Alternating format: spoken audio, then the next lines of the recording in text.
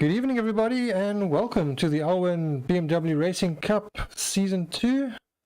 This is coming to you live from the Kyalami Grand Prix circuit here in South Africa, from Gauteng in South Africa. This is round 5 of our 8-round championship. Tonight we, of course, are joined in the commentary booth by Sean Woodgate, and of course I am your commentator, Dennis Mitchell. So good evening, Sean. Good evening, Dennis, and nice to see the Kyalami circuit in its new layout. A lot of it's going to be new to me, but I think it's going to be a great learning curve. We have a few changes for today, so hopefully everything sounds a lot clearer on the YouTube channel. So a couple of audio tweaks done. Thank you very much to High Revolution, so we can all give them a clap. And then of course let's have a quick look at our championship. So the car that we will be driving tonight is the BMW M2 CS Racing Cup. That is the specs of the car. Is a 3-litre inline 6-cylinder 4-valve engine. There's a twin turbo, putting out, depending which part of the world you're in, between 280 to 365 brake horsepower. That is, of course, with a balance of performance introduced to it. It has pretty potent braking system and tires by Michelin, so specific tires made just for this car. It is a rear-wheel drive. It comes with its own combination of, well, they call it dynamic stability control or dynamic abilities. It's basically traction control, it's ABS, it's everything all built into one. It has a 7-speed gearbox, but the gears are extremely long, so don't expect the guys to be using more than 5th gear unless we get to maybe Monza or even Imola possibly. That's the car. Looking at the championship, we are at round 5, which is Kyalami Grand Prix circuit. Next week we'll be at the Imola circuit, then we will follow that by Road Atlanta, and the final round will be Donington Park in the UK. I'm just going to quickly go through our points so you guys can see it. I'm not going to mention it, but that is our points allocation for the top 15. The latter half of them, up to the 30th, get points all the way down to 1 point. And then the most important part, our championship standings. We're currently coming into this round. We've now adjusted the points because we've had enough rounds, so the points will actually be less than the previous round because the drivers have now got their 4-round drops already, so from now on the points will be accurate. So this now puts Jason Underwood in first place overall from Adrian Nell, and then Chris Collison, Jean de Toy, Timo Smith, then Richard Cillier, then Yandre Dippenaar, Brandon Robert, Willem Steen, Monet du Toy, Hilton Nickerson, Julian Brains, Rian van der Westhuizen, my favorite Darryl Sevenwright, and Peter Murray. And that is our top 15. And then of course the team standings, which for some can be more important. We have Team Hodder Racing in first place, Top Tech IT. The Taku Life is now taken over second place from PZN Panel Beaters. PZN Racing now in 4th place. Team High Revolution Racing in 5th place. The rest I will just leave there. You guys can always pause it and catch up. But we're going to go live now, so I'm going to just take that away for a moment, then jump to the live view. So let's just go there and jump straight into... Perhaps we can just jump straight to a live feed. And there we have everyone running. I'm doing things all back to forward here, so excuse me. So Sean, if you'd like to perhaps talk us through it. I'm just going to bring up the introduction to the round. So of course it is now qualifying. Let me just run through. The corner that they come through is the last one, which is Ingwe, which means leopard. Then they go through the kink, which is a right-hand sweep effectively, and potentially, not sure of the BMWs, but potentially there you see another car feeding in out of the pits, so you get an idea of where the cars join from the pits. But the kink is potentially the fastest point on the circuit. They go through Crowthorne, which is left, then a right sweep, which is Yuxkay, and then Barbecue, which is a 90-degree left, back to the names of the old Kyalami layout of way back when. And they go going into what used to be the old pit straight many years ago, and then the classic corners, the right-hander for Sunset, which is where these two cars are approaching now. The left-hand and Sunset is notorious because if you get it wrong there, looks as though they've tarred it, but it can potentially put you into a tank slapper when you overcorrect. Into Clubhouse Bend, and then it's the straight section before they go into the S's, which of course is a classic part of motor racing worldwide. The first one is left, the next one is right, and then it's up the hill all the way to Leeuwkop. Now Leeuwkop is a very difficult corner in that it's blind. You don't actually see the corner after you've actually had to start. You have to trust yourself to crest it. You've got to use the curbing on the left. It's a two-part corner, and then you allow the car to drift out to the right. You can actually clip the apex on the left twice, but you've got to, of course, keep in mind that there might be other cars behind you. Once you've gone down the mine shaft, and this car goes into the gravel before he gets to the crocodiles, and that's the right-hander after the mine shaft, and then it's a nice sweeping curve, and those thatched roofs that you see there, of course, a great place for spectators. Through Cheetah, which is a sweep more than what it's a corner, and that's one lap on Kyalami back into the front straight. Right, so let's now jump to another driver. Some of the drivers complaining about a little hiccuping in the server. Unfortunately, not much we can do about that. We do have a lot of guys in the server at the moment, although we're down to 22. There were about 24, 25 earlier.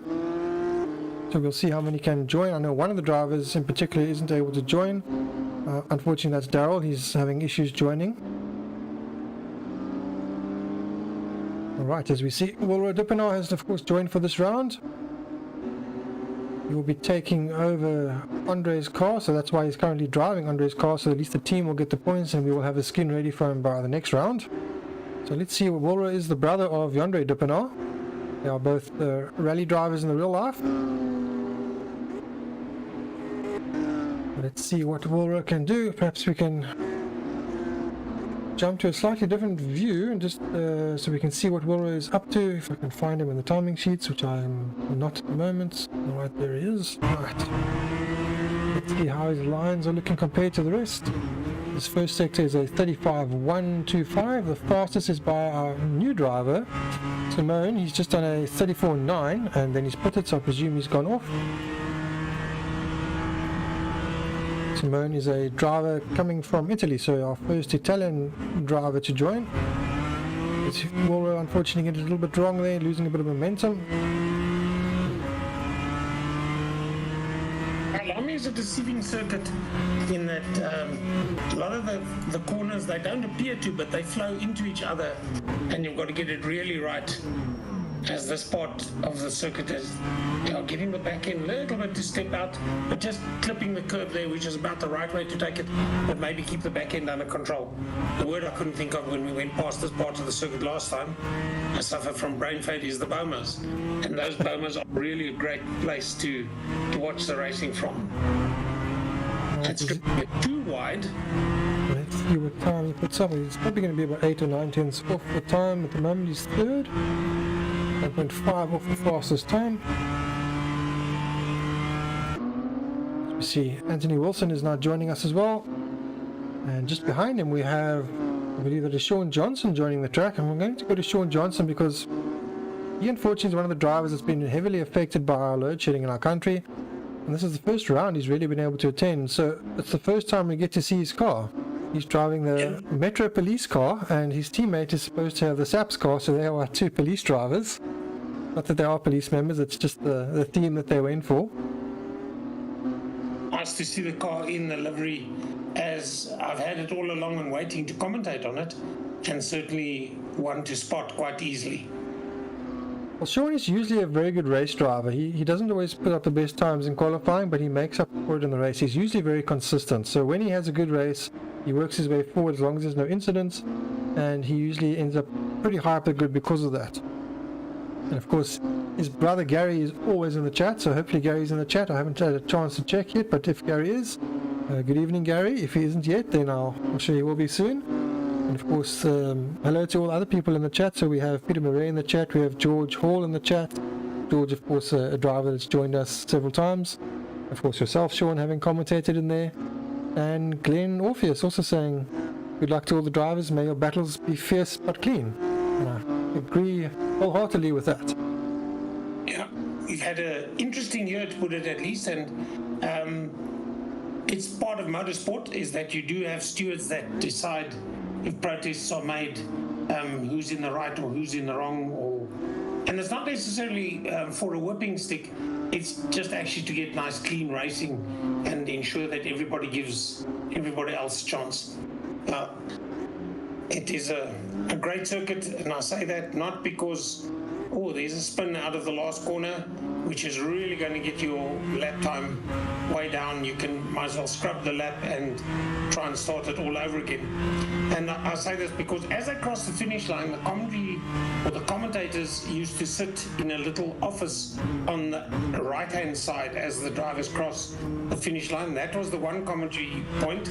But as they go through the new portion of the second, I'll show you, if you go down the old pit straight, it should be ahead of you to the left, which was what we call the outside commentary tower. And that is where my commentary career started. There you can see that tower to the left, and the view from there was probably the best view around, as it's just a slight hiccup. I think I'm not sure that they've removed the content of the tower or the actual box itself, but we could see quite a lot of the circuit from there. And typically the guys in the bottom commentary tower would hand over to us as they came out of the corners that were, I'm trying to think what they were called then. I think it was Nashua, which is now known as Barbecue. So Nashua was a two-pot corner, and Fat Arnie's pub and restaurant was on the outside of that corner. So they used to make quite a good bit of money on race day as well. So yeah, this is again the double apex at the top at Luco, and then down the mine shaft. Now a lot of people think the bottom of the mine shaft is the fastest. I'm not sure what it is in the BMW M2, but feedback that we got from Carl Fogarty is that the kink, which is at the end of the straight before they go that sweep to the right, that's the fastest point on the circuit it used to be for World Superbikes. So that portion of the track hasn't changed much. It's just they've extended it. We used to turn into turn 2 a lot earlier than what they do now. So it's extended down to Crowthorne, and then it comes back up to Yuxkay, and they join Barbecue, which is about where the old Nashua, which actually was turn 3A and 3B from a marshalling perspective, used to be. Alright, it's looking like lap times are coming in thick and fast at the moment. So while we were watching Sean did jump up to 11th place. He had dropped down to 16th and then popped up to 11th. As we watch Javi heading to the finish line. Not sure how happy Javi will be in a BMW on this track, but he will of course had, in the old layout, he would have had many laps under the belt in Formula V racing. So I can expect knowledge will gain him something certainly at this circuit, as I try and find my lap scoring monitor so that I can bring it back in front of me. Times at the front are getting really fast at the moment. Jason Underwood's just done a 54.8. Chris Collison is on a 55.1, and Yonder Dippener on a 55.5. And all of them have been pretty fast in the practice server. We have Adrian Nell currently on a fastest first and second sector. Let's see what time. He's probably going to put in a 54.6 at this rate. Let's see if he can bring it to the line for Midnight Code. That's a red and black car, easily recognized.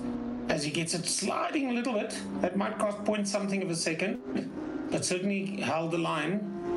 And let's see where he goes second. Probably did scrub off just a little bit too much there. Yeah, he's second by 0.054, so maybe it was just that little mistake at the last corner. A good time so far for Willem Steyn, currently sitting in provisional 5th place, which I think would be the highest qualifying he's had. He's just been pushed down to 7th as I spoke. Commentators curse. And Janray coming past him. Yes, the two Dippenars doing their thing. And of course Jean Redetour is now in 4th place as well, so he's also picked up the pace on a 55.3 at the moment. And perhaps we can also have a look at our new driver, Simone. So good to have Simone joining us. He of course is replacing one of our other drivers that was in Team Harder Curie. Yeah, Mateo was quick, and Simone is taking his place. But nice to see some really international competitors joining us for the racing that is hosted out of South Africa, and tonight is actually on a South African circuit. We see the Super Sport vans in the background there for the broadcast. Yeah. Are you going to even attempt Simone's surname, Dennis? I'm going to have a go at it and say Botafogo. I would say Botafogo as well. That would be how I would do it. So whether we are butchering it or not, I am not sure. But if we are, apologies. I'm not too sure the Italian pronunciations on the U and the O, so a bit lost on that one. Even his first name, I'm not 100% too sure, because I had a friend who was Italian and he pronounced it Simone, but that was his surname, and others said Simone. So yeah, in the background we have Willem Steyn going off, so unfortunately just losing it there. Looked like he might have collected someone as well in the process. Yeah, I think Simone's name will probably be Simone, because if it's Simone, I think it's probably the female version of the same thing. There's Simone, there's Simone. Sorry, Simone is how my friend's surname was pronounced. A lot of people just call him Simone. So it's the final seconds are over, so the laps that they're on will count. So as the drivers come across the line, we'll see who puts in their best times. So Brandon Robertson not improving at the moment. Perhaps we can just see Sean Johnson is on a lap, personal best in the middle sector. Let's see if he can improve from 16th. It does not. He didn't have a very good final sector. Let's see Anthony Wilson. I think he's just crossed the line, so that will be an in lap, not an out lap. I believe Peter Murray is on a lap. But, that is the final sector, but it doesn't look like it's timed. The clock is running, but I presume he's taken a shortcut somewhere, because it's not showing sectors. A nice drift from the final corner. Perhaps Andre Hildebrandt will be on a time lap. Yes, it's personal best as well. Let's see where Andre can jump up from. Currently only in 23rd, which is a surprise. Andre is not usually down in 23rd. Let's see as he comes across the final. A little bit of a slide there, losing a bit of momentum. Flashing his lights. Right to the end. Up to 16th, that's a good improvement. Well done. Well done, Andre. Certainly going to have an interesting race. But by 0.034 of a second, Jason Underwood is quicker than Adrian Null, so they will be starting. Well, Adrian was on a good lap, but I think he just cut too much, so he's now abandoned the lap. So we are going to jump to an ad break now, and we will be back shortly. Until then.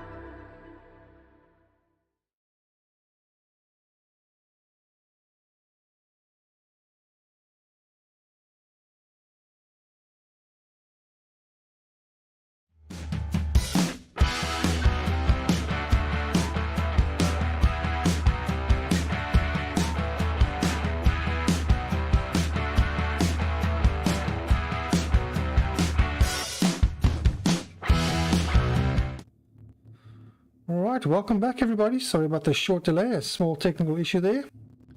Unfortunately, some of the drivers had one of the drivers had a technical issue, so we just delayed so you would be able to join.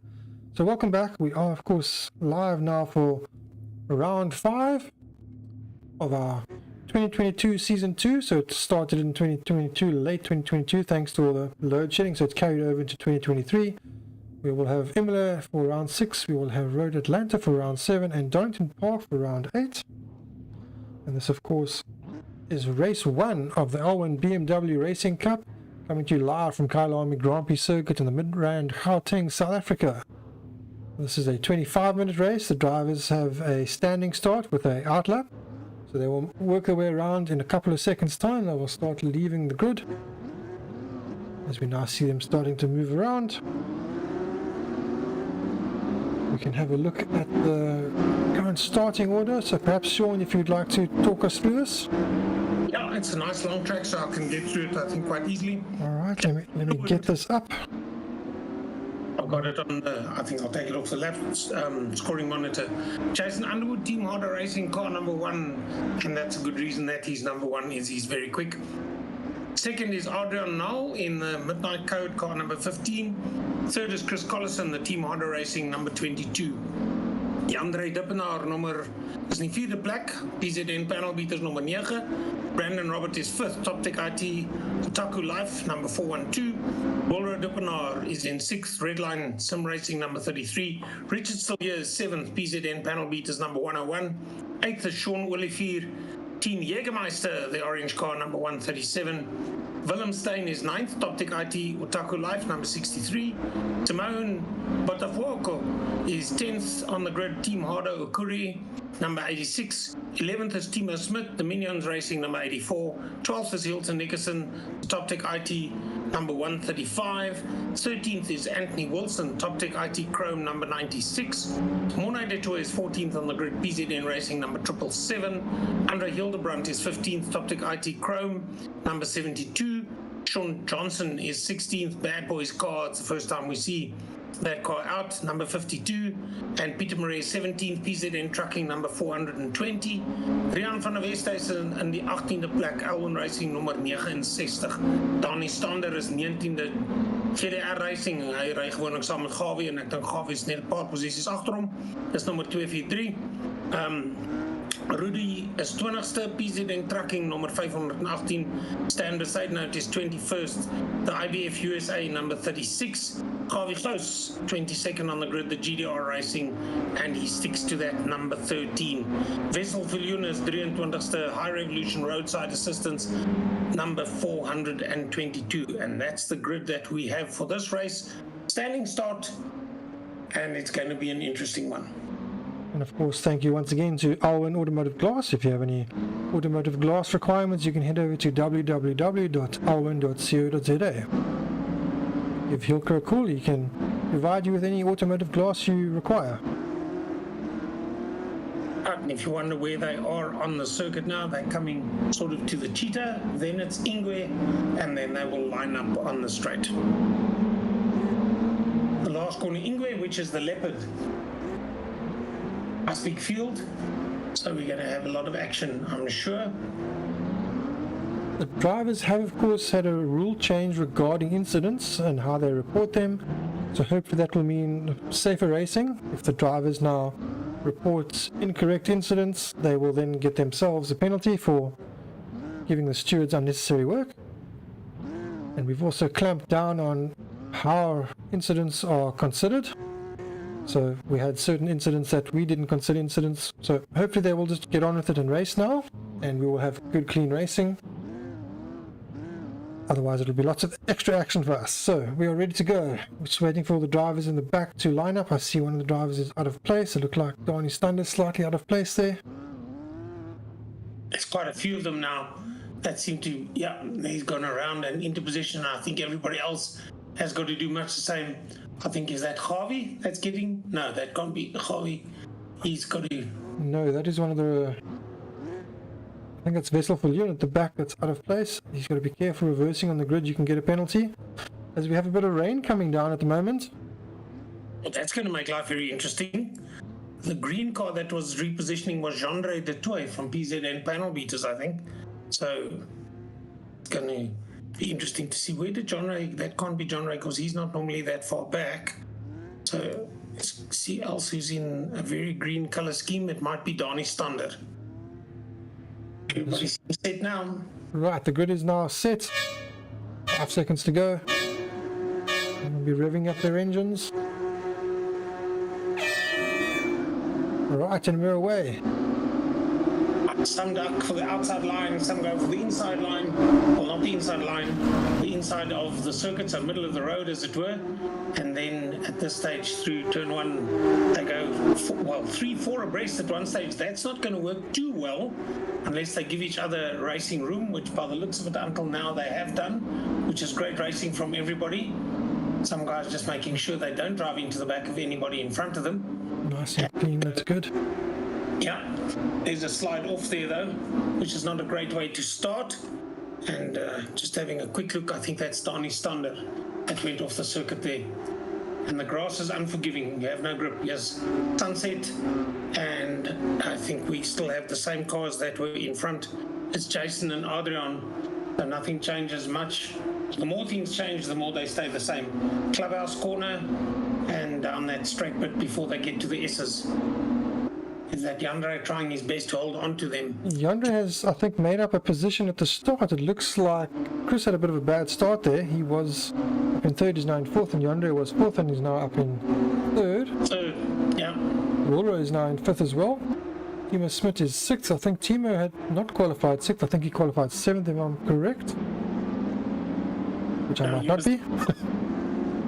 The double apex at the top of the hill at Leeuwkop and then down the mine shaft. And if you say there's a drizzle, that's going to be I'll get my tongue and my brain into the same gear. Oh, is that a tap? It is. By Jason. It is a tap. Jason being tapped off there by Adrian. He has come back on. Let's see if Adrian is going to... There's a gentleman's code regarding letting guys back. But what code is there for the guys that are between him and the car that actually tapped him? There's a code just to put your foot down. Now we can see that if you get the wheels, there's a spin again, and that's actually no mistake by Chris. The guy just had the car sideways and Chris kicked his racing line and the car drifted him. Which actually helped him. Yes, because it actually straightened him out from that spin, or potential spin.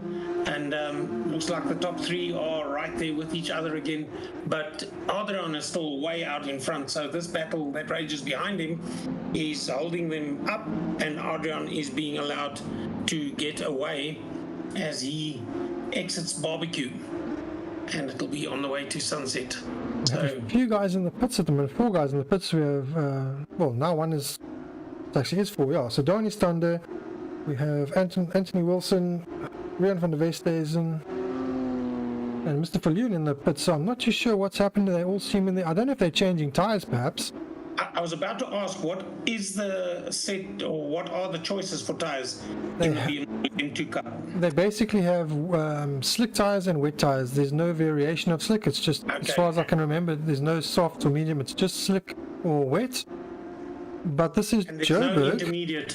Being Joburg, it's likely to just be a thunder shower. So the guys that stay out there might actually be better than the guys who go put the wets on. The wets might be better right now. But as the track dries, I don't think they're going to be able to make up the time that they've lost. Certainly it's wet enough not to have a dry racing line on circuit at the moment. You can see the spray coming up from behind the cars. Adrian leads the pack by about 2.7 seconds from Chris Collison. Andre Dippenaar in third, Jason Underwood in fourth, and Sean Olivier in fifth position. So holding on, this is going to be a tricky portion of where they exit, where they come to the end of the mine shaft. It's heavy on the brakes, but I mean really heavy on the brakes, and then you have to change direction as well. So I'm sure they'll have traction control and all sorts of aids to prevent electronic stability control and all those things to help them. That's where you leave the circuit to go into the pits, and then Ingwe, the last corner as well. Let's see if they keep it nice and tight. The back end, there's lots of horsepower, so the back end wants to step out on you, so you've got to really be gentle on the throttle as they come into the straight again. Yes, definitely not the easiest conditions at the moment. Now, it's in between, but as I said before, the car that we see now in front of Jason, which is Jandre Dippenaar, has, I think Jason's actually got past him now. Jandre, I just looked away to the lap scoring monitor and the scene in front of me changed. First, second, and third are now quite wide apart, and Jandre drops into fourth, but only just. So what we see now is there's spray from the car ahead of Jason. So that tells me that the racetrack isn't drying yet. But certainly, as you say, the Highveld can be very tricky, because if the storm just passes, then within a lap or two, with cars this big and these big tires, they could actually dry out a racing line, which will be good for racing, but not good for overtaking, because as soon as you go for something off the racing line, it's going to be wet. Yes. So be really, really circumspect to determine whether you're going to do a pass or not, and where you decide to do so. And we can see from the nose cam just how much spray there is. The trackside shot, you don't really see it as much, but on the onboard shot you can see just how heavy the spray has got, and even how wet the road has got. I'm sure we're going to start seeing the puddles forming on the curbs and wherever else on the outside of the track. Now, the golden rule of racing is, of course, not to get onto the curbs, even though you've done so in qualifying, because that's a painted surface, which is a lot more slippery than what the tar surface is. So you've got to actually do the apex, but still keep off the curb. So change the driving style quite a bit. And it's going to be very interesting as to how the drivers adapt to these weather conditions, and specifically the track conditions. Just looking at some of the gaps throughout the field, I was just seeing small gaps, and a couple of the guys in the pits, as you see Anthony Wilson now exiting the pits, so whatever his issue is, he's now back on track. We unfortunately have a DNF with Donnie Stander. So perhaps we can just go have a look at Simone. He's now right behind Rudy. Oh, and he loses the back end there. Bad time for the commentators to get hold of him. Alright, let's go back to Rudy then.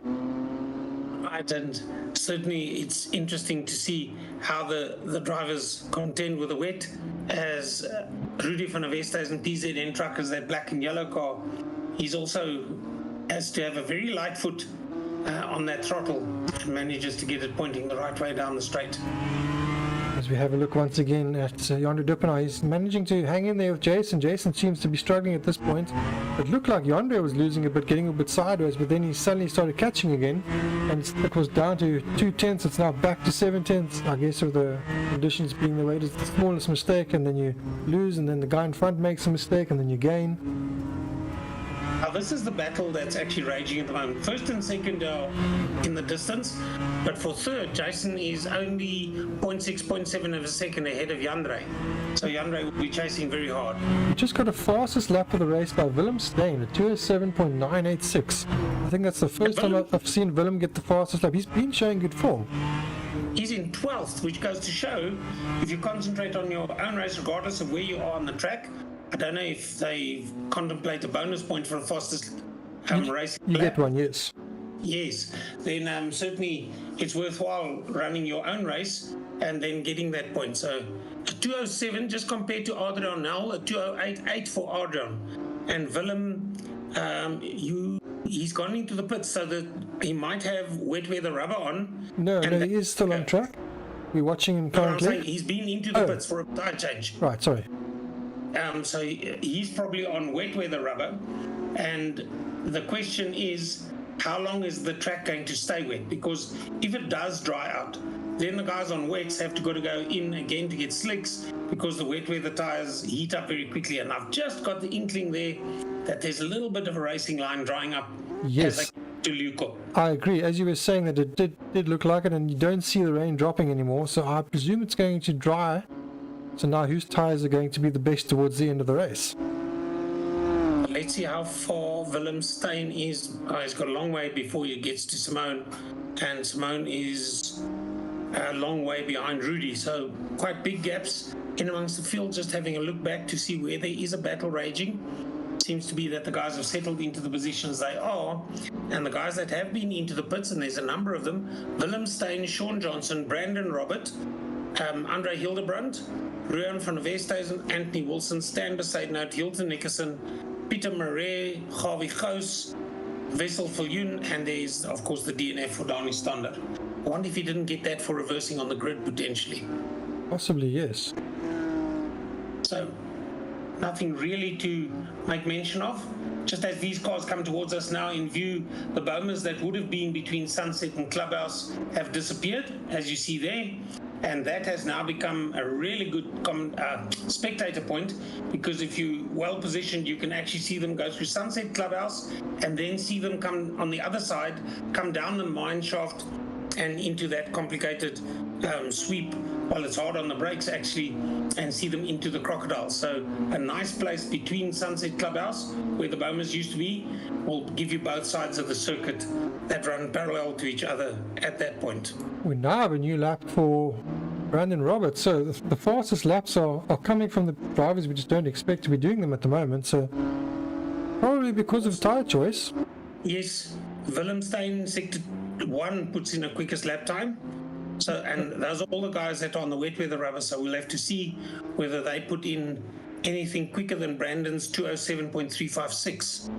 Well, at the moment, if they're what was Alwin was a last lap was 2:13, so that is about a 5-second difference, and the gap at the moment from Brandon is 18 seconds to the lead. 79 seconds to the lead. I don't think he's going to have enough time unless the lap times drop off drastically with the leader. And it's 14 minutes to go, which, depending where the race leader is at the end of those 14 minutes, will be 7 laps or maybe 1 less. It's a nice battle going through the bottom end, well, as they exit the mine shaft through the Crocodiles. And it's Willemstein and everybody else with him. With his extra rubber that he might have for the wet tires, look how easy he gets past the guys. Simone. So, well, his tyre choice seems to be paying off. He's moving forward. He's now up to 11th place. yeah, but he has a gap of 17 seconds. It wasn't Simone, it was Brandon Robert that he got past. So I think those two were fighting out for, actually no, it was Simone that he's got past. Simone 0.2 of a second behind him. If you look at the last laps, let me just find it. The last lap was a 2:07 from Willem and a 2:14 from Simone. So 7 seconds the difference on the different sets of rubber. I see we have 2 more DNFs. We have Harvey Goos and we have Mr. Viljoen. Oh, that's the High Revolution Roadside Assistance car number 422. Yes, Wessel Viljoen. Yeah, another DNF, as you said, Harvey Goos as well, the GDR Racing number 13. And there we can see between Sunset and Clubhouse, although they're not taking that line, because I think the cars we're looking at are on wet weather rubber. So they'll probably be running off the racing line to keep the tyres cool, and that 12 minutes 20 still to go. So 6, potentially 7 laps they've got. There you see the racing line drying out nicely. And Sean Johnson, I've just got to keep paging backwards and forwards to see who's been in. Sean Johnson is in to the pits, has been. He's up to 13th on the rubber that he's on. But actually the one that's doing the best is Willemstein. He's all the way up to 11th. So a really good showing. The quickest lap, Brandon Roberts still at 2:07.356. And he finds himself in 14th position, the Top Tech IT Otaku Life number 412. It seems like all the guys that did the tyre changes are doing well. They all seem to be in roughly the 2:07 mark, so the tyre is definitely having an impact. Yeah, I think certainly that is, well, depending how much of the wet stays on the track, it could make a difference. Sean Olivier in the Jägermeister car we just saw a few seconds ago, he seems to be going quite strongly as well. And which is good to see. He's been struggling in these cars, and he's currently our championship leader in our Radical Cup, but definitely hasn't been gelling with these cars. But he has admitted to me that he just hasn't had the time to put the practice in, and he did struggle with these cars the last time, the previous season of this, but he didn't struggle as much as he has this time. The cars had an update, and on top of that, the lack of practice. So he's very familiar with his track, and he's also put in a bit more practice this weekend, and there's the result. He's currently 5th place. So going very well indeed. And we'll have to wait and see whether he's going to improve on that. Let's just have a quick look how far he's only 0.6 behind Jandre Dippenaar. And certainly it's fine. The last lap, they're pretty even. Sean's running a 2:07.8. Actually, they're not even. 2 seconds slower is Jandre Dippenaar on a 2:09. So it's going to depend if the track's going to dry out completely. What does the clock say? The clock says 10 minutes, 20 seconds to go. So that's 5 laps or thereabouts, depending where the race leader finds himself. Yes. Clock runs out. As we can see, looking forward from Sean and looking back from Jandre. Yeah, Sean comes right onto him, braking for the crocodiles. Was Sean one of the drivers to change to wet tyres? Yeah, no, he wasn't. All right, So he's I just think doing well. He's doing really well. So I'm just having a look at the lap scoring monitor. Gives actually a lot of information. And Sean Willefeel last lap was a 2:07.89 and Jandre at 2:09.1. So maybe Jandre is battling with the weather conditions on track at the moment, but certainly just managing to hold off the Jägermeister car. So that's the battle for 4th, which is Jandre, and 5th, which is Sean Willefeel. But Sean gets right onto him on the brakes there. Really close, yeah. Yeah, but he drifts a little bit wide, which again, if you put yourselves onto the painted board, but then again, so does Jandre, to the extreme left, and then they into what used to be the old pit straight. Very risky getting out on the curbs in the wet. Yeah, I think the track is drying out, but that's not going to bother Sean or Jandre because neither of them are on wet weather rubber. So they'll probably stick to the normal racing line, and it will be bad news actually to go off the racing line because you're on slicks. So now it's a question of just trying to see where your competitor, if you're running behind as is Sean in the Jägermeister car, you can actually see where your competitor is maybe taking the line a little bit wide, where there's a chance for you to stick a nose in alongside or something like that. And is that Jason that's just up ahead of them? Not that far. That I believe is Jason, that's correct. And then just ahead of them will be Chris, and then Adrian has a bit of a gap of about 6 seconds. Yeah. So currently the gap between Jason and Chris nice and close as well. Yes, half a second or 0.6 thereabouts down the mine shaft. A very nice part of the circuit to drive. And myself, I've driven Group N class, I'm trying to think what they raced, Class C, I think, the Nissan Sabres those days. And with the owner of the car in the car with me, and he said, no, flat out, go flat out, have confidence in the tires. And it's actually a very daunting corner to keep going flat out through that little bit of a change of direction in the mine shaft. Jason's struggling with traction, they're having to straighten up slightly to avoid a spin. But it's got a warning for that going off track. Like that you do get a penalty point. Yeah, I think also if one gets this late into the race, I think you'd rather settle for 3rd rather than the heroics of trying to go for 2nd. But that being said, the team harder racing, I don't know if they have any team orders, but Chris Collison, number 22 in 2nd, and Jason Underwood, number 1 in 3rd, they are very, very close together as they go through the corners or barbecue and then down the straight. Well, it's not a straight, but it's a short straight into Sunset again.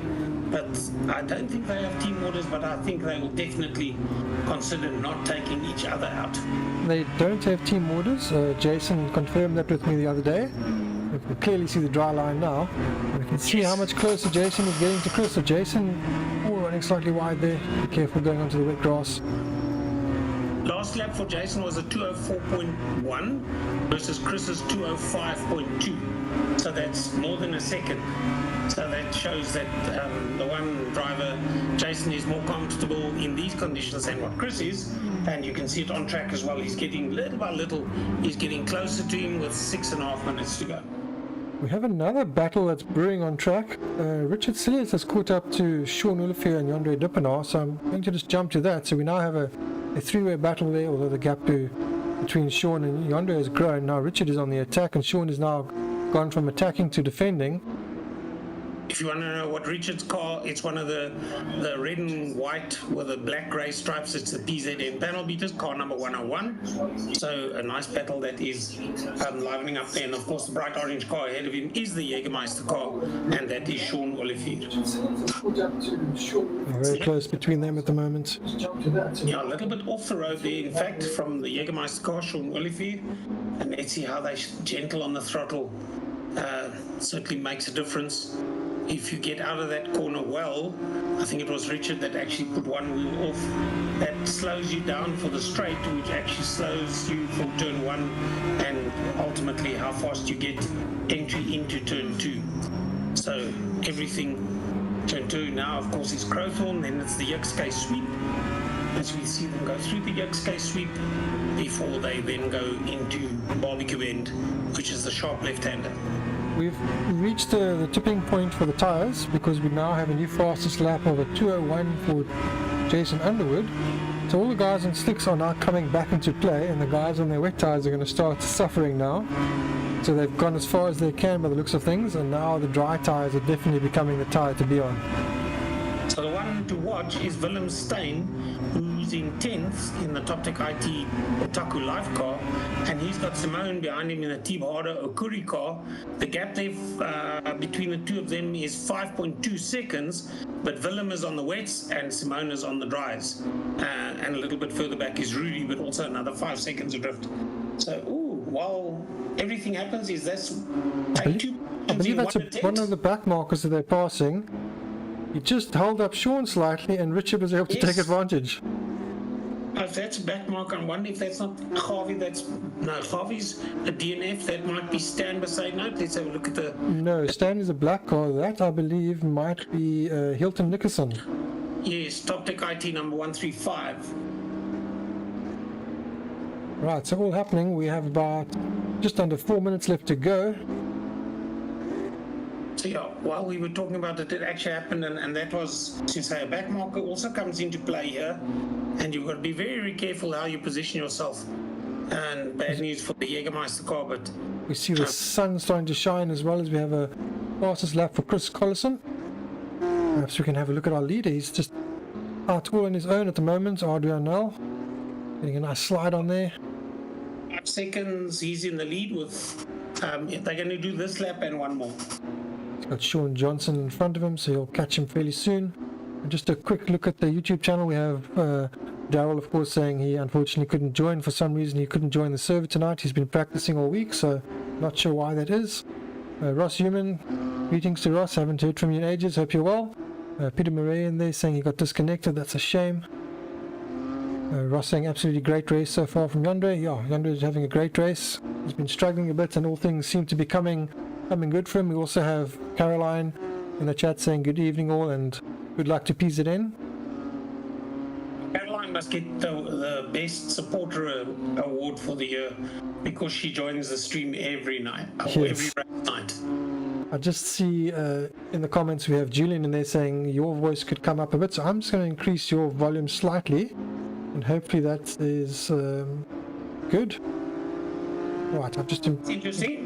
Normally I'm the one that has to be detuned slightly because I'm naturally loud, but that's good to have the feedback. Thank you very much for that, because we want to get sort of the voices even, and it was a bit of a challenge the last few meetings, but it's nice to have Dennis.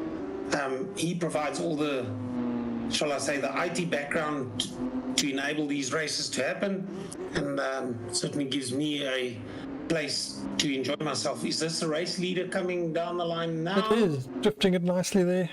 Yeah, 1 minute 51, so this will be the last lap. Coming up to lap Sean Johnson. I actually thought he would have lapped him a bit sooner. But Sean putting up some good pace still. Yeah, so... I think Sean is one of the guys that did do the tyre change, so he's probably suffering slightly at the moment because his lap times have definitely started to dip off. Oh, he's actually been into the pits twice, so he's probably gone back into dry, and that's why he's down in 15th position. The driver is starting to do well at the moment is Timo. His lap times have just started to drop as well. He's only a tenth or half a tenth off the fastest time at the moment. The fastest time is currently a 1:58 158.444. He's on a 158.503. He's giving the Jägermeister car now a go, but again, as I said before, if you're off the racing line, it's difficult on slicks. Here's a bit of straight, and let's see if Timo is going to use the straight. The Jägermeister's forcing him to go onto the dark bit of the track, which is not the racing line, and he's got to get out of it specifically for Sunset Corner. That's not the place, and he can't stick a nose in for Clubhouse because that's not the racing line either. So if he were to do it there on the brakes, he'd go straight into the Jägermeister car. So nice battle that's come along there, and it's on the last lap. So just wondering where the race leader finds himself. Big slide by Sean, and off he goes. All on his own, and that's what pressure does. Well done, Timo. Well, not well done, Timo, but the pressure from Timo caused a mistake there for Sean Olivier, and the Jägermeister car went off, and Timo up into 6th position, and that's one of the guys that remained on slicks. So unluckily, he's 7.5 seconds behind Richard Sillier.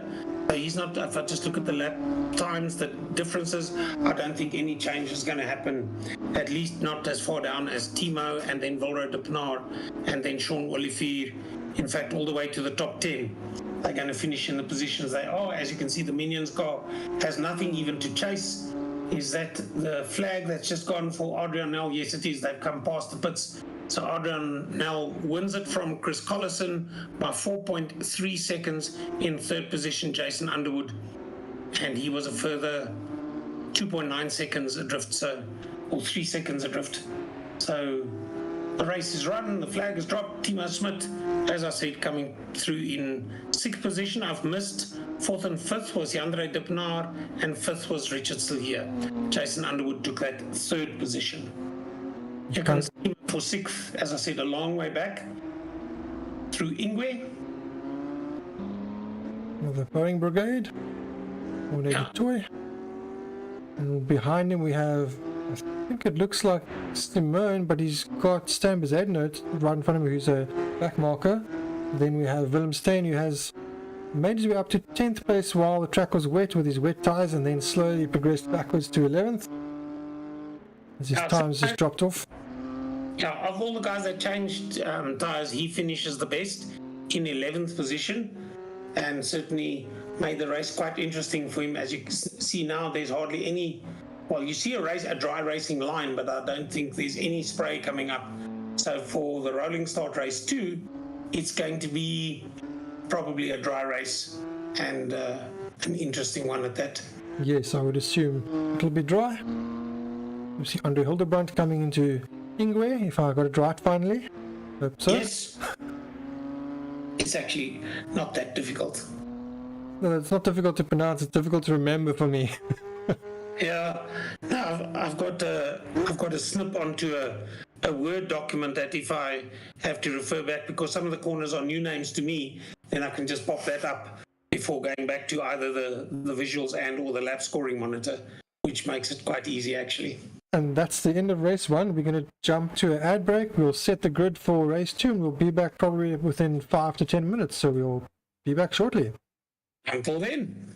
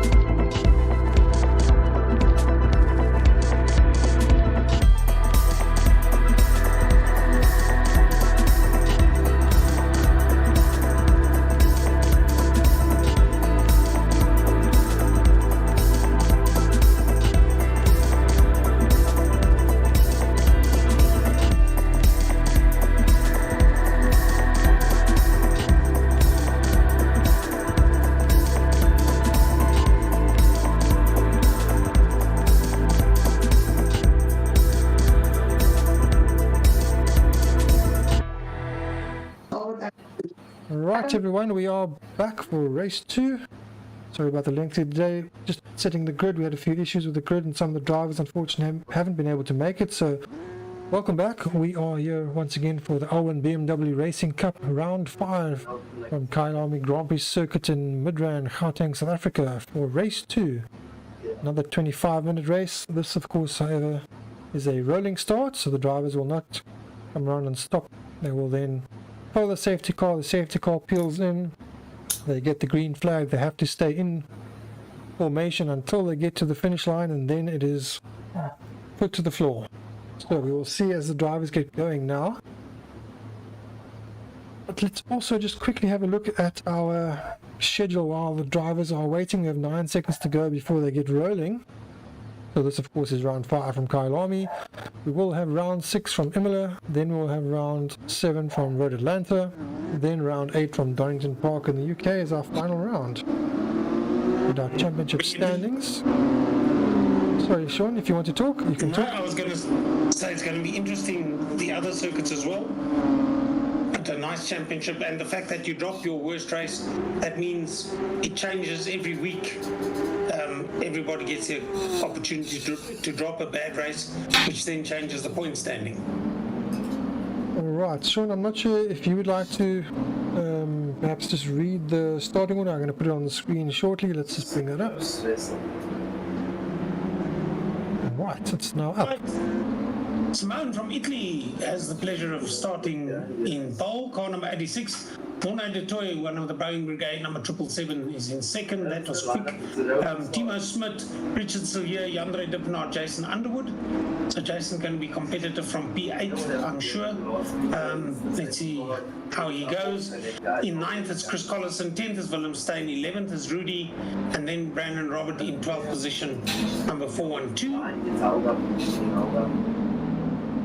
13th is number 72, Andre Hildebrand. 14th, number 52, Sean Johnson. 15th, number 96, Anthony Wilson, as they go through the S's. Rihanna van der Veste is number 69 in 16th place. 17th, number 135, Hilton Nickerson. 18th, number 36, Stan Besaidnout. Big number 420 is Peter Marais, and Vessel Viljoen, number 422, is 20th, and 21st is Jean-Ray de Toy. Nice green car, you can't miss it. Julian Brains, number 333, is 22nd on the grid, and he'll have to fight to get through everybody in front of him. Down the mine shaft for the rolling start. Nice track this for a rolling start, because the start line is quite far back. You've got the kink, which doesn't affect anybody too much, and then quite a long run before you get into Crowthorne. So a long time to sort everybody out. But Crowthorne is nice and wide, and then you've got a nice section again. The Yucksky sweep's not too bad before you actually have barbecue. So hopefully the guys will be very nice. The last corner comes up Ingwe, and then we will go racing. Right, here we go. We can just get a little bit of look from the leader as well, looking back at the pack coming past. Go, go, go. The Jägermeister car that had a spin in the first race, but that was pressure from the Minions car, if I remember correctly. Timo Smit causing him to do that, and they must be pretty close to each other again. Here comes the Jägermeister car off the circuit, and then joins again, but there's 2 cars that are going to get past him, or at least one, and they sort of kept each other at bay until they got as far as the Yucksky sweep. Now it's into Crowthorne, sorry I lied, into barbecue, and then the old straight, and it's the Minions car of Timo Smit. He's in 5th position, and he's looking at the back of the Jägermeister car as they go through Sunset. And yeah, you've also got to hold the line. Whatever you do, don't get a tank slapper and overcorrect it. And then Clubhouse corner, hard on the brakes. Kiss the curb on the left-hand side. Don't kiss the car in front of you. And using the road and a bit more. Here's the Jägermeister car. And certainly everybody seems to have settled into position now. It's Simone still in the lead by 1.6 seconds. Morne de Toy in second. Wildero Dippenaar, Sean Willifie, Timo Smit, Jandre Dippenaar, Richard Sillier, Jason Underwood, Willem Steyn, and the top 10. Chris Collison. Is there a change? The Jägermeister car putting a nose up on the inside of the S's. Actually, it's not the S's, that's the top of the hill at Leopold. And that means he slowed himself down. And is the Minions car, Timo Smit, going to get the nose in? No, he's trying. Just close. He had to roll off the throttle there. and here comes the crocodile, and here you get the nose in. And that's probably the way to do it, drift it out a little bit wide. I'm not sure whether they actually have to leave each other a car width, but it's an interesting bit of racing. This all on lap 1. I think there was 2 wheels in the air, but certainly racing hard. Kiss the curb, just prevent the guy from going up your inside. Actually, he's got quite a long way in front of Sean Olivier already, quite comfortably, as Timo Smith up into 4th in the Minions racing car. So far, a good race for him. 2-second gap between Simone and Mornay de Toy, so maybe this is the chance for Simone to show us what he's made of. And welcome Simone all the way from Italy, racing here in South Africa at Kyalami. And it's Mornay de Toy that's chasing him, but losing distance 2.2 seconds behind him now. And Wilro Dippenaar in 3rd position, 2.9 seconds further adrift. So, well, that's the total gap. He's only 0.2 seconds behind Mornay de Toy, and he's catching up to Mornay de Toy now. So is this where they change? So yes, there's a change for 2nd and 3rd. Wilro Dippenaar goes up into 2nd, Mornay de Toy down into 3rd, and right behind them Timo Smith is of course there waiting to pick up the bones as the dogs fight ahead of him, and he does exactly that. What a great maneuver through Clubhouse Corner. Nice and close racing there, but clean. Yes, it was. And I think actually that Mornay left the corner too wide and left more than a car's width up his inside. And now Timo's chasing Wilro Dippenaar down for 2nd position. So this is going to be an interesting race. The double apex at Lukop, and down the hill they come down the mine shaft. Timo right with him there. Wilro, of course, is an extremely fast driver in real life, and in the sims he's very good in the other sims we've done. He very seldom races this sim, but he is still quick in it. So good to have him here. He's certainly enjoying himself this time around, and Simone has got a 3.3 second lead, so Simone is off like a scalded cat, and he's certainly not waiting for anybody as they approach Ingwe to start another lap. And Wilro just managing to hold off Timo Smith at this stage. Of course, a lot of where they are now is straight and a slight sweep to the right before they actually get to the sharp left-hander, which is Crowthorne. It's actually more than 90 degrees at 120, then Yuxke sweep and barbecue. So plenty overtaking opportunities coming up. A new fastest lap as well for Timo Smith there in 3rd place as we were on board with him. A 1:56.232. That's 3/10 faster than Simone out in front. Yeah, if we look at the last lap, Simone 1:56.6 and Simone 1:56.2. Simone 1:56.6 and Timo at 1:56.2. So 0.4 of a second that he's catching, and he's only 0.4 of a second behind Wilro Dippenaar, and Wilro was running in the 1:57.1s. So that's 0.9 of a second. So watch that battle between the Minions car number 84 and the Red Lion Sim Racing car number 33 of Wilro Dippenaar. It's Andre Besson racing. Well, it's Andre Besson's car that Wilro is racing, if I've got it right. Yes, that's correct. Andre Besson won't be joining us again, so he will be replacing him in the team. Okay, great. The only reason why he uses his car is not ready yet, but this way the championship points still go to that team. Which is important considering we're in the second half of the championship. But look at this battle that is raging, and they are really keeping each other honest down the mine shaft. And Chris Collison in car number 7, to see he's in 7th. He's not car number 7, he's car number 22. Team Harder Racing, he's in a 7th position, and there's a whole battle of them. You can see on Collison, Sylvia, Underwood. And this one here with Anthony Wilson going up the inside there of Sean Johnson. I think Sean just running slightly wide and deciding to give him a bit of extra space. Now the Crocodile is a tricky corner because it also has more components to it than what it appears. Oh, here's a tap. He just gets out of it. That it's not a tap that actually spins him round, but it was just a gentle greeting, like a handshake, just to let him know that he is actually there. It's all well that ends well. Now Julian's all over him because of that little tap and a little bit of a slide. It just goes to show there's repercussions that happen as you go through some action and somebody's very close to you. But certainly great racing. Julian Brains number 333 in 14th position. So that's a long way down the field, but Julian is chasing Rian van der Westhuizen, Sean Johnson, and ahead of that Anthony Wilson. So that's a nice battle brewing there. Those cars very close together. There's about 6 or 7 cars that come through Sunset Corner, and then there's another 1, 2, 3, 4, 5 of them that follow. So there are 2 big battles that are going around this circuit at the moment as they use the circuit and a bit more. I don't know how lenient the software is going to be to them, how the sim racing is going to have a look at that, because that was all 4 wheels over all of the red and white and to the left. I think they will get a little bit of a warning, and they get a slight penalty point if it's too much of a cut, and too many of those. You have a maximum of 5 points per race. If you go beyond that, you do get a drive-through penalty.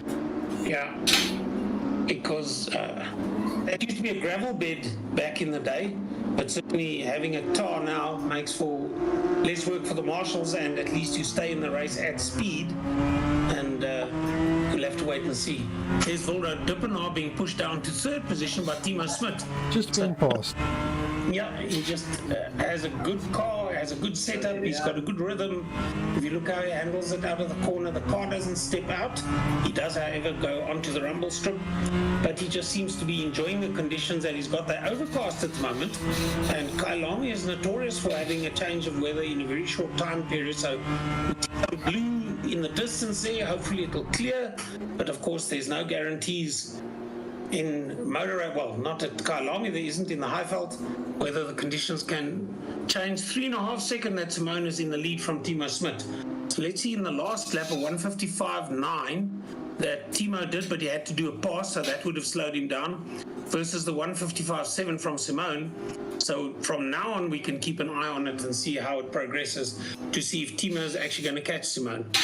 Yes, you can see the gap. We have an onboard shot looking back from Simone, so we are keeping an eye on that. We will see as soon as Timo gets close enough, we'll come back to this view. But just so you know, we are ready for that, and if it happens, we will catch it. Simone out of clubhouse into the S's or through the S's. Classic piece of racetrack worldwide, well known. Well, all circuits have, well, not all, but most circuits have a set of S's. We have a right-left or a left-right combination. At Kyalami, it's a left-right. And the one at Kyalami, what the drivers' feedback in the years that I've actually spoken to drivers in interviews, what they really enjoy about Kyalami is the change in level that, I mean, the climb up to Leeuwkop, then the descent down the mine shaft. They say that's something really spectacular. The Dutch people, they did go, when they came out with the historic cars, they really loved Kyalami because the Netherlands is very flat. There's hardly any hills at Zandvoort, but at this, they certainly are having a great race. 737 is Jean-Ray de Toy, and he's holding on to 15th, but he's trying to make 14th, which is Julian Brains. So it's PZN Racing chasing Team High Revolution Racing. Car ahead of him is number 333, and that is Julian Brains. So into the last corner, let's see, the guys seem to on this track, being passed up the inside there by the opportunist. Andre Dippenaar, brilliant, absolutely brilliant. Andre number 9 sort of just riding, he's going to hold it. There's another right and then a left combination, so if he can stay next to him, then he's certainly going to take that position, and he passes and makes the block, which is the way to do it. Well done. Well passed, well held. Oh, big slide there. Also well held the slide. To the right, so I think both of them making mistakes now. I think they must concentrate on their own racing rather than the car ahead or behind them, because they're slowing themselves down into the straight before they get to Sunset. And interesting racing this lot is now. Yandre, Julian Brain, Sean Johnson, Sean Olivier, and then Anthony Wilson, number 96. I think they're all racing very close together. Then it's 2 seconds ahead of them is Andre Hildebrandt. Just a heads up on the gap. The gap has come down by a second between first and second. It's now was fluctuating between about 2.5 and 2.6. 2.6. So that's come down, so we will keep an eye on that. Currently watching the battle unfold over here, though. We look like Julian is getting ahead now. Is he ahead? Looking at Sean. looks so the police car just there gets a nudge, but it causes Julian to drift out wide anyway. Oh, and we have a spinner in he's front. lost it. Who was that? It was Anthony Wilson, I think. It's not the Jägermeister car, it might be Andre Hildebrand, Top Tech IT Chrome. That's normally a white car though, isn't it? No, I think it was Anthony Wilson, which is like a bluish car. Okay, he's the Top Tech IT Chrome team. Yes, he has dropped a few places, as we saw Julian now getting a little bit of a tap there and getting involved as well. But it looks like this, pretty much the same as this. I think Andre is his teammate. You see Sean running very wide out the final corner there. Now Lydia has actually run off the track as well, as we see him running off there. So I'm not sure if that's going to cost him the lead. It is certainly going to be close. Yeah, the gap's down to less than 1.8. So there's a big difference, I think, for Timo Smit psychologically. He'll be able to see that he's catching up to Simone. If you look at the last laps, Timo did a 155.3 and Simone did a 156.3. So that's a full... Oh, there's a spin. That's a spinner. I thought that was Simone, but it's not Simone because Simone is right in front, so that is someone else. Just for a moment they saw Timo Smit flash past. I will see who that is right now. That is Wilro Dippenaar. Okay, so Wilro has then dropped, he's in last. There's a DNF for Anthony Wilson, so not sure what the reason is for that.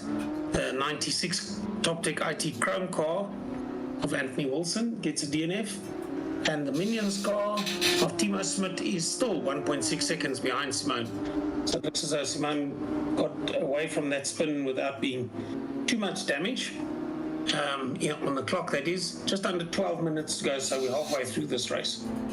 We have quite a few close battles here, and this is quite a nice pack here. Just trying to find them on from the Jägermeister car, it's Sean Olivier, Morne de Toy, Sean Johnson, Jandre de Penard, Jean-Ray de Toy, and then there's quite a big 2-second gap to Julian Brains. But look at this as they come through. And some cars running wide, three abreast there, and there's 2 off, so that 4 will become 2. This one was Sean Johnson, I think the other was maybe Jandre Dippenaar. I'm not sure if it's Morne de Toy or Rudy. Let's just have a look. That's Morne de Toy in the yellow PZN panel beaters car. That's the 777 car. That's behind, I think, Jean-Ray ahead of him. So the PZN panel beater cars are running together on track. The Jägermeister car probably got off when they were 4 running together. He got out of it the best. So certainly he's going to be quite happy about that. Let's just find him on track and see where he's running with that car at the moment. That's Sean Olivier up into 8th position. So that's 8, 9, 10, 11, 12 that you see running behind him. So we have a really close battle here for 3rd place as well between the teammates, Team Harder Racing boys of Chris Collison and Jason Underwood. With Jason pressing hard now to get past Chris. Yeah, and this will be, I think, the corner where they go through the S's up the hill is the climb. They should have a bridge going over the top of them soon. Well, it's not a bridge, it's an advertising banner. There it goes. And then it's into Leeuwkop, the double apex, and down the mine shaft. Let's just do a double view so we can see all the action clearer. Yeah, that looks great. And certainly it's a daunting corner. As I said, I didn't quite have the faith in myself and or the car. I think it's more myself to go through that bit of the corner flat out. Of course, the Crocodile has changed the layout somewhat, but still it's a very big change of direction twice. So easy to get the car unsettled, and you have to be on the brakes for the second part, not so much for the first, as they go through Ingwe to start the next lap. So Chris Collison, Jason Underwood separated by 0.3 of a second, and that's really close racing for the Team Harder Racing guys. I think if I remember correctly, when you showed where the teams are running, are Team Harder actually leading the championship? Here comes Jason, and I think his teammate actually left the door open for him. You'll see him appear. Yes, there he goes. So there's a change for Jason Underwood now into third, and Chris Collison down into fourth position. I'm not sure. It looks like the weather is changing again. I'm not sure if it's going to rain or not. It certainly looks like the cloud is moving around. There's some blue sky above Leeuwkop over there, so, but it's certainly looking glum dead ahead of them. So yeah, the weather is known to be fickle. Yeah, again, the cars actually have shadows, so they're in a bit of sunshine as they go through Clubhouse Corner approaching the S's, but then it gets darker as they go along. So Kyalami is a strange place to race. I remember, was it the race that Alain Prost won and everybody was all over the place? It rained, I think, for the last 2 laps. So nobody ventured into the pits. They just went slip sliding in the rain. Now, the rain in Spain falls mainly on the plane, but here at Kyalami it falls on the racetrack. We have Timo right up behind Simone now for the lead. That's gone unnoticed by me at all. And it's interesting to see how well Simone has held on. But if you look at the last laps, a 155.9 by Timo and a 156.6 by Simone. So Timo's certainly made it known, and he's just has to step off. Those cut off there saying, nope, not having this corner. Yeah. But that might be that he might get into the next corner a bit fast. Actually, he doesn't. He holds the car control very, very well. Gives a nice straight for a bit of slipstreaming. It goes on for quite a while because the next is just a slight right-hand sweep. I don't think they get off the throttle at all here. And then it'll be hard on the brakes for the left. As they go up the hill again out of Crowthorne, then it'll be the Yuxke sweep. And then the 90-degree left into Barbecue. And maybe now with the track dry, Timo can potentially sell him a dummy and go on the wrong side of Sunset. But whether he's going to bite, I don't know. We'll have to wait and see. He holds the inside line, which is a very defend now, runs middle of the road, and then eventually goes to the right to take the racing line through Sunset Corner, does Simone, and he holds on. It's very difficult to change between Sunset and Clubhouse unless the car in front of you really goes hard on the brakes and slows down. You tend to follow the car ahead of you through the corner. The S's is also not quite the place to make a change because there's a double change of direction, so you're going to find yourself in the wrong part of the circuit. Here's, however, where something can happen, because the top of Leeuwkop, as I said before, is a double apex corner. And if you can actually get on the outside of him at speed and hold on to it, then you might eventually be well placed for the Crocodiles. But that's like 3 corners away. But he's not well placed at all, getting out of Leeuwkop, and it's about 2 or 3 car lengths, maybe more. Let's see if he can change it on the brakes. He's actually overcooked it, I think, and has to drift wide himself, and that loses a car length again, and Simone gets away from him. We have Ross Human in the comments saying he never gets tired of seeing Timo's skin. There's the minions. Yeah, I enjoy the minions, and it's a nice car to recognize on the track. So, mistake by the race leader, and he's into the wall. In the barrier. And that was again Timo Smith, pressure. He pulls away. Now he lost 3 places due to that mistake. Yeah, it's possibly another. Yeah, Jason Underwood into second, Chris Collison into third, Simone into fourth. So, and the gaps are now of such a nature with how long do we have to go? Just over 5 minutes, which will be 2 and a bit. I'll probably do 3 laps, having just crossed the finish line themselves as they go up the hill towards Barbecue. And certainly, that was just, and it wasn't a small one, it was a big moment that Simone had there. And it just goes to show that if you're in the right place to pressure, you just have to bounce for the position. Here's another one where the car's up on the inside. The guy on the outside actually loses a bit of grip, but does the car that was on the inside drifts to the outside by naturally. Is that one of the top tech IT cars? Sean Johnson ahead of Julian, and on the inside of Julian, I think it's Andre Hildebrandt. In the background, we have Sean Ulefer running slightly wide. He got a bit of a slide on and had to correct, managing to stay out of the barrier at least. Yeah, My apologies, it's actually a Team High Revolution racing car of Julian, number 333. But he's got right behind him Andre Hildebrand, which is a Top Tech IT Chrome car. So they are giving Sean, the bad boy, number 52, a chance to actually get away, because I think Julian Brains is defending what he's worth with Andre Hildebrand right behind him. Now we see them both. Look at how Julian's flinging the car one way or the other. It goes from one slide to the other. That looks fantastic.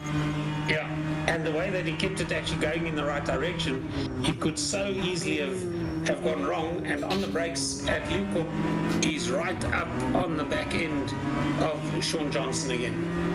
Of course, we haven't had much time. There's been lots of action, but thank you once again to Alwin Automotive Glass for helping out as we see their banners and everywhere flying.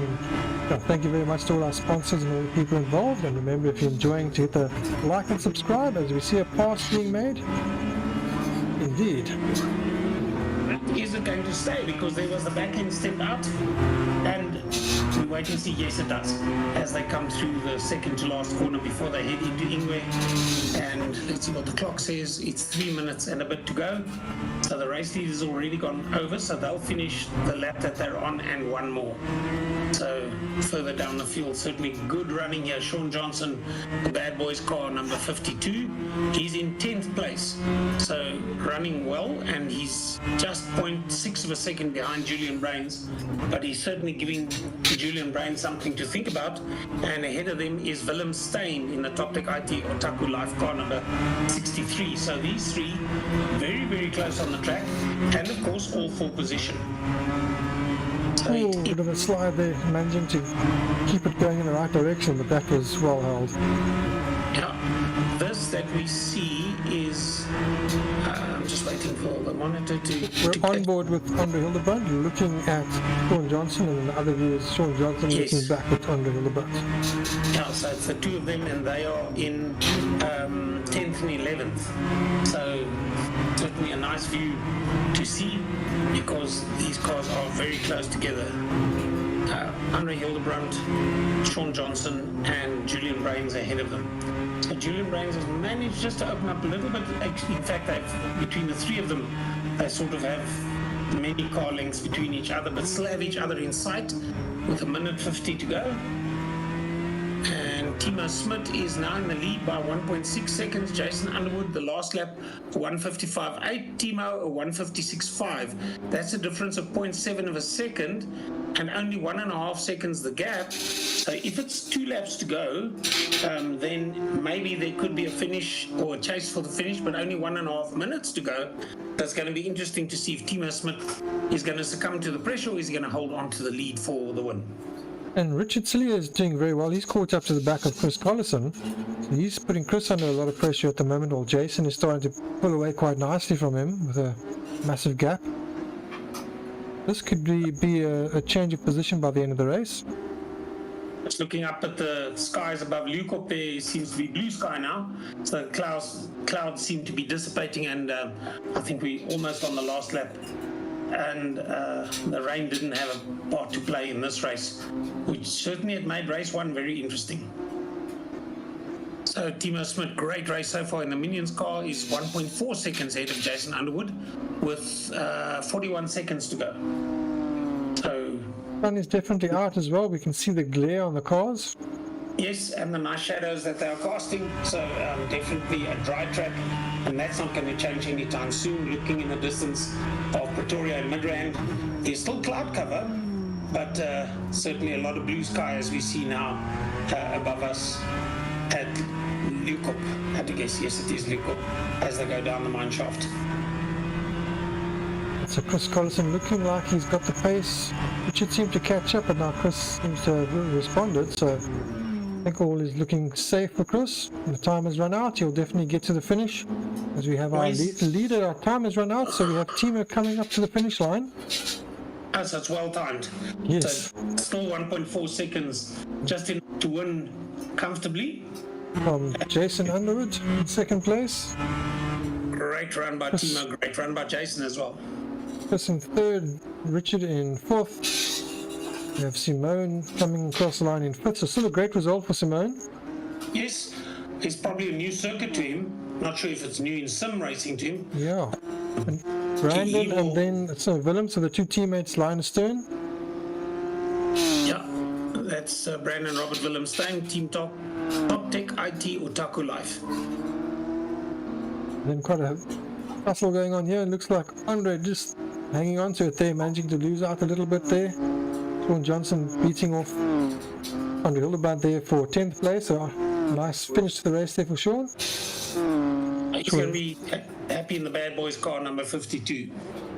Milton Nicholson taking 14th place, and then the rest of the drivers will be Monet Dutoy to take up the rear. The rest have all got DNF, so in 16th place Peter Murray, Wessel Viljoen in 17th, Rudy van der Westhuizen in 18th, Stan Bezuidenhout in 19th, Andre Duppenaar in 20th, Wilbur Duppenaar in 21st, and Anthony Wilson in 22nd. So quite a few DNFs in the race. Yeah, but a good finish. I think Timo Smith's going to be. Where did he finish in race 1? I think he was 4th. It might have been 5th. So he's going to have a good podium position, very definitely.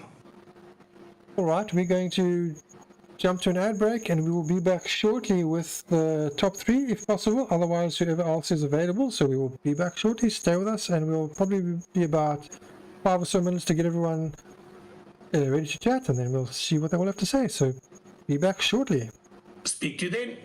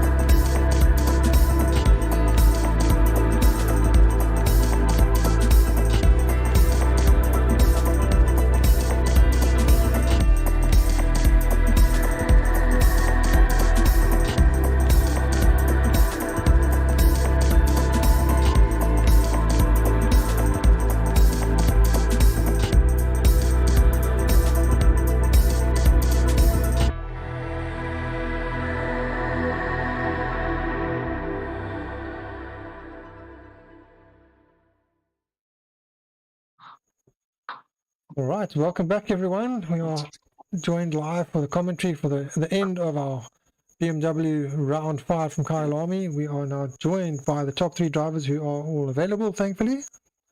So the top 3 drivers are Jason Underwood in first place, Chris Collison in second place, and Timo Smit in third place. Sean, would you like to ask the first questions? Yes, question that I suppose will have some or different answers from all 3 of the drivers that have joined us. Good evening to you all. Jason, did you like or did you dislike the rain that came in race 1? Well,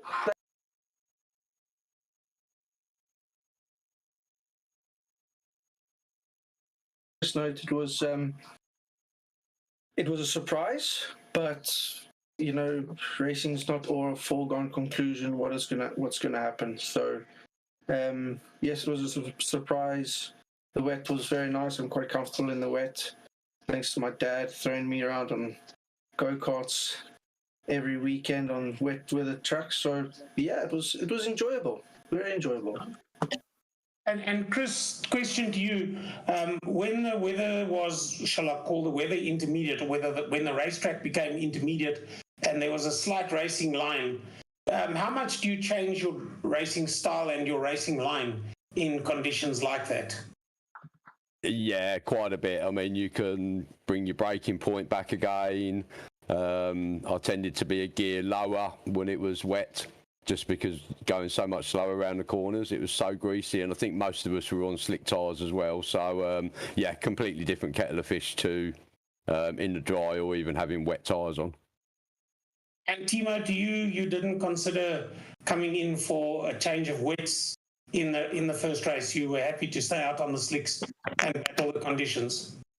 Yeah, absolutely, Sean. I also figured that most of the guys in front will be staying out on the slicks. It wasn't too bad, just like Chris said. Now, obviously, earlier braking points, short shifting sometimes in some of the corners in the exit, not to get the back end out too much.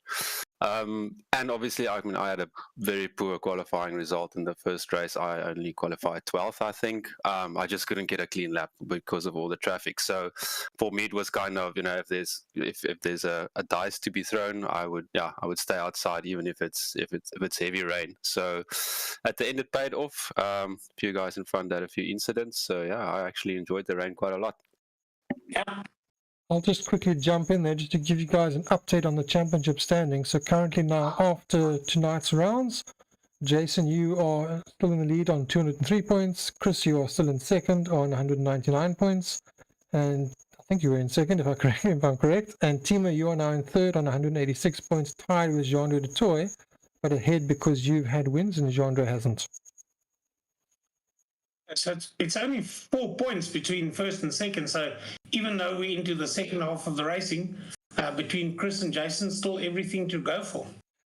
Yes, and I'm pretty sure we know the team championship leader is at the moment. That's Team Harder Racing from Top Tech IT, Otaku Lifestyle, and then PZN Panel Beaters.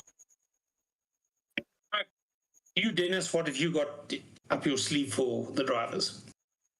Not really much at the moment. It looks like the inter-team battle between the Team Harder drivers seems to be going to the wire. Obviously, we know that there's no team orders, and you both seem to have your pace throughout the races. But Chris, you seem to, I'm going to just put this question to you, Chris.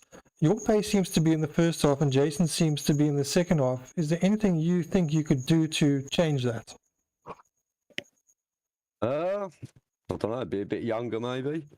I honestly don't know. I mean, I think it's noticeable with myself, and don't want to give too many secrets away, but I generally am better in the first half than the second half. But yeah, I think that's just the way it goes sometimes. All right, and then a question to you, Jason. You came into this round leading the championship. You're going out leading the championship. Are you happy with the way the championship's going? You've unfortunately had a few incidents. There's been all sorts of things happen, but your pace has been undeniable. You're on form. You're looking good for the rest of the season. Are you confident that you're going to defend your title? Obviously, that's the end goal. As a team, our end goal was to bring back home 2 trophies, regardless of who finishes first in the drivers, Chris or I. We've got a good mutual understanding between us. Don't take each other out. We're not a Hamilton and Rosberg, so keep it on the black stuff.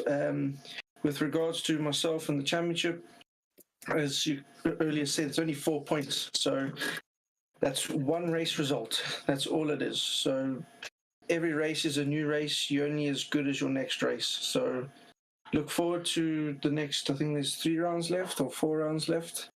But yeah, it's fun. It's good competition. Chris is keeping me on my toes, and I think I'm doing the same with him.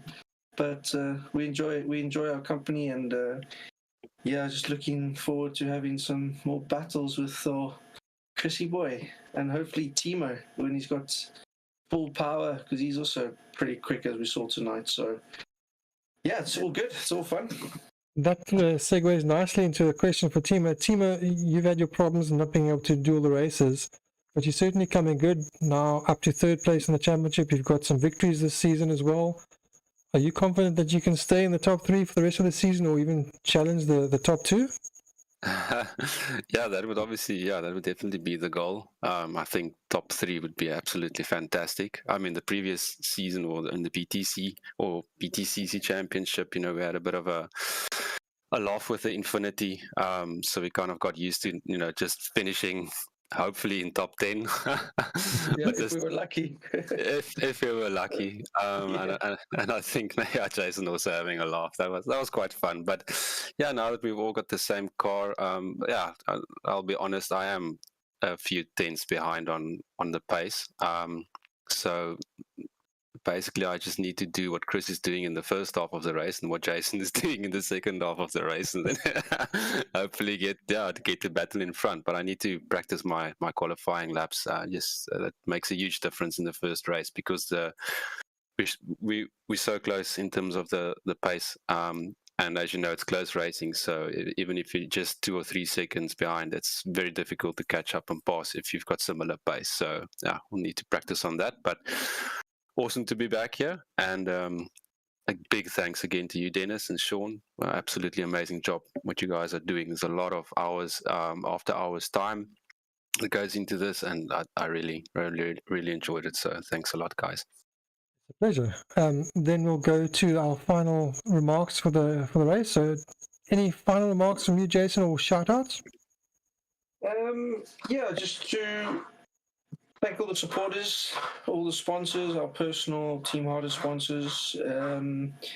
Once again, Dennis and Sean for the great coverage. Also to our new teammate, Simone, the Italian stallion. I thought he did pretty well in the second race and the first race. A little bit of pressure from Timo just forced him into a bit of a mistake, but good showing, good to have fresh faces on board. And yeah, thanks to everybody that's involved. All right, and then Chris, any final remarks or shout-outs from you? Same sentiments from me. Just want to say sorry for Dale Seavright tonight, who couldn't get in the server. Well done to Simone, especially on race 2. I thought he was fantastic. Disappointing Adrian, I think might have lost power or something for the second race. He was fantastic in race 1. And thanks to everyone, all you commentators, all the work you put in, makes it a really enjoyable experience. So thank you. Pleasure. And Timo, lastly to you, any final thoughts or remarks? Yeah, just basically echoing what the other guys are saying. Big thanks again, and thanks for your time and the effort. All right, then I'm going to kick you guys out, and Sean and I will do our final goodbyes for the night. So I'm just going to put you back in the group with the other guys that are still lurking around here while we say goodbye to our viewers that are still watching. Of course, that is the top 3 interviews complete, so we now can look at the upcoming round, which will be Imola, which is a fantastic track in these cars. It's one of the tracks where this car really excels, and when we were doing some testing, it was a favorite for some of the drivers, so that should be a fantastic track to have racing. It's fast, it's flowing, it's got good overtaking opportunities. The grip levels are good as well, so some tracks the grip levels aren't as good as others, and the curbs are more deadly than others.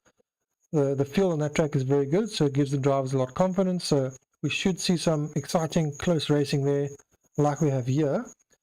So that'll be the following round, round 6. So until then, Sean, any closing comments from yourself? A new circuit for me to learn, and I look forward to it and get my base notes up to date. And if it's anything like tonight was to go by, then it's going to be a fun-filled evening once again. Thanks, Dennis. Of course, Imola is very famous or infamous for the track where we lost Roland Ratzenberger and Ayrton Senna in that terrible weekend. So the track had a few changes done to it that weekend. In fact, the game Automobilista, they have all the various versions of the track, including that version.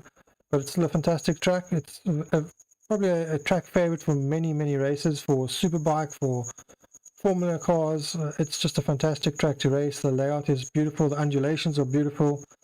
So until then, thank you very much once again to Alwin Automotive Glass, which of course you can head over to www.alwin.co.za to make your orders.